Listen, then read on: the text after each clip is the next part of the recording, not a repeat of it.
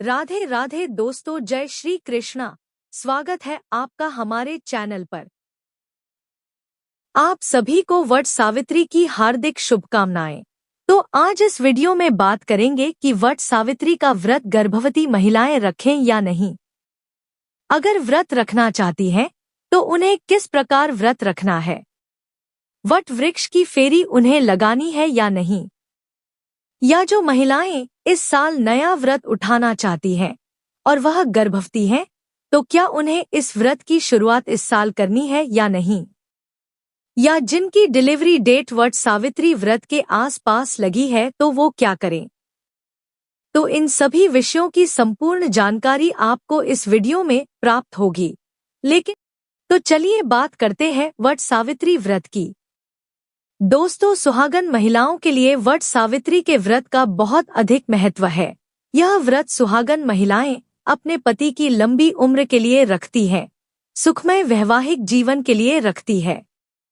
लेकिन जो महिलाएं गर्भवती हैं तो उनके मन में काफी कंफ्यूजन की स्थिति है कि आखिर वह प्रेगनेंसी के समय वट सावित्री का व्रत और पूजा किस प्रकार करें। तो सबसे पहले जानते हैं कि जो महिलाएं इस बार प्रेग्नेंट है और उनका पहला व्रत है तो क्या वह इस साल वट सावित्री का व्रत उठाएं या नहीं। तो आपको बता दूं कि यदि यह आपका पहला व्रत है और आप इस साल प्रेग्नेंट भी हैं तो मैं यही कहूंगी कि आप इस साल इस व्रत की शुरुआत ना करें, क्योंकि यह व्रत बहुत सी जगहों में निर्जला रखा जाता है या कुछ जगहों पर पूजा करने तक निर्जल व्रत धारण करते हैं। और प्रेगनेंसी में निर्जल व्रत रखना ठीक नहीं होता है, क्योंकि प्रेगनेंसी में भूख भी ज्यादा लगती है और समय समय पर आपको दवाइयां भी लेनी होती हैं। तो ऐसे में यही ठीक रहेगा कि आप इस साल व्रत की शुरुआत ना करें। लेकिन अगर आप पहले से यह व्रत करती आई हैं और इस साल प्रेग्नेंट है तब आपको यह व्रत जरूर रखना है, क्योंकि यह सुहाग वाला व्रत है। एक बार व्रत उठाने के बाद इसे छोड़ना नहीं चाहिए।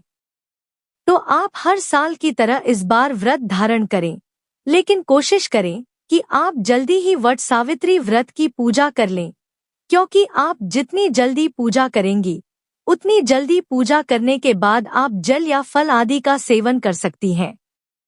या फिर कुछ जगह पूजा करने के बाद वट सावित्री का व्रत खोल लिया जाता है।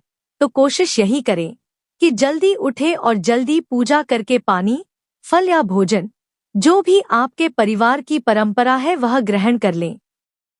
और यदि आपके यहाँ निर्जल व्रत रखा जाता है तो आप ध्यान रखें कि प्रेगनेंसी में आप निर्जल व्रत ना उठाएं, आप फलाहारी व्रत रखें। आप पूजा करने के बाद चाय, पानी, जूस, ड्राई फ्रूट्स, फल, जूस आदि ले लें। आप फलाहार करके ही इस व्रत को पूरा करें। आप ज्यादा से ज्यादा फल खाएं, दूध, दही, छाछ, जूस, पानी, नारियल पानी पीकर आप पूरा दिन अच्छे से निकाल सकती हैं। और इसके अलावा गर्भवती यह भी ध्यान रखें कि आप पूजा के समय ज्यादा हैवी ज्वेलरी या बहुत अधिक भारी लहंगा या साड़ी पहनने की कोशिश ना करें, अन्यथा आपको अनकंफर्टेबल भी फील हो सकता है या कोई समस्या हो सकती है। आप हल्के कपड़े, हल्की ज्वेलरी पहने अच्छे से तैयार हो जाएं, जल्दी पूजा करें ताकि जल्दी आप खा पी लें।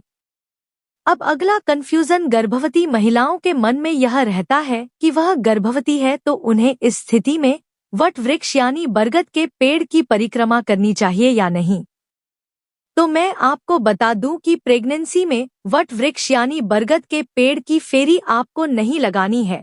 आप सिर्फ विधिवत पूजा करें, लेकिन बरगद के पेड़ की परिक्रमा ना करें।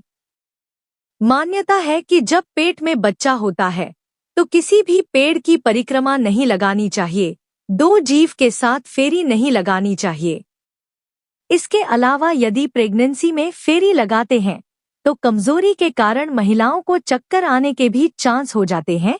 तो ऐसे में भी आपको प्रेगनेंसी में फेरी नहीं लगानी चाहिए।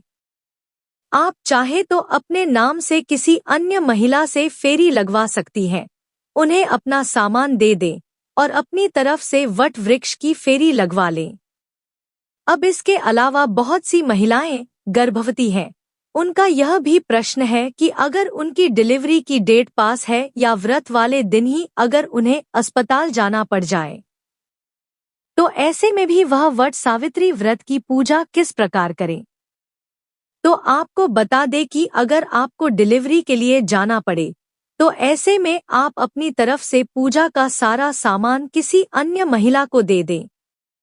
आपके घर में जो भी महिला सुहागन हो, सास, देवरानी, जेठानी, नंद या फिर कोई पड़ोस की महिला जो वट सावित्री की पूजा करने जा रही है, उसे आप अपनी तरफ से सारा सामान दे दें और अपनी तरफ से पूजा करवा कर सारा सामान चढ़वा दें। इससे भी आपकी पूजा स्वीकार होगी और आपको व्रत का पूरा फल भी मिलेगा। तो दोस्तों, यह जानकारी आपको अच्छी लगी, कृपया वीडियो को लाइक अवश्य करें, शेयर करें और साथ ही साथ हमारे चैनल को सब्सक्राइब करें। धन्यवाद।